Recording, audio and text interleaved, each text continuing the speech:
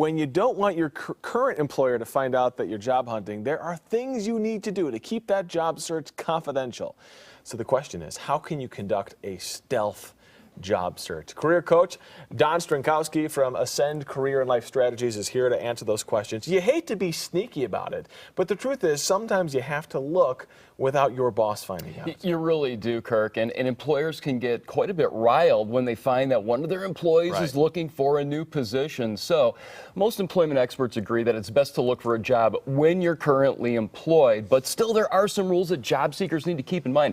And number one is when you're conducting a stealth job search, don't talk about the job search. Remember the Seems like a no-brainer, but people do it. They do. Loose lips sink ships. So if you tell one person at work, you might as well tell everybody. And if employers do find out, they can take measures to start to terminate you, cut you out of certain meetings, conversations. So it can be a real awkward and uncomfortable situation. So the best thing to do, hold tight, be silent, at least with your coworkers.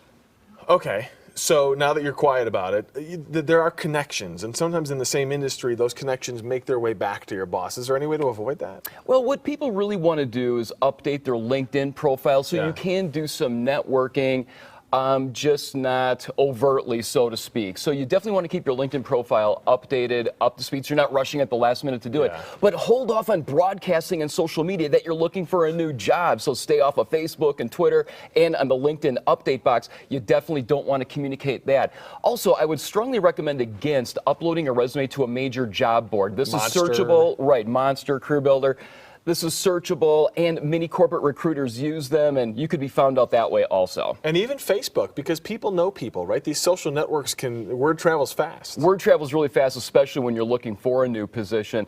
The other thing to keep in mind is you want to conduct your job interviews either before work hours, after work hours, during a lunch break, basically during off hours. That can really raise suspicions when you're taking periodic days off here and there within a short period of time. So you definitely want to do that before or after work hours, as I mentioned, maybe during lunch. And interviewers will know what to do regarding that particular situation. Yeah, they will accommodate you on looking before or after work hours. And you shouldn't sit at your desk on your computer at work and search for a job. That's a bad idea. Right, and this is a strong one, Kirk. You definitely don't want to use company property for your job search.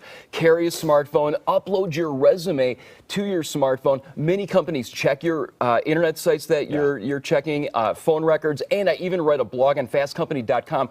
Some companies now have the capability to read text messages on a company-provided phone, so you have to be careful. And we're going to bring it home here, but you got to stay focused on your current job. I mean, you can't slack. Really, yeah. Stay focused on your current job. Go out on a high note, and keep the employer's best interest in mind until you actually leave. Great advice. Don, thank you so much. Thank you, Kirk. Good luck with your job search. Good luck not getting caught. If that's what be careful. Doing. Be careful out there.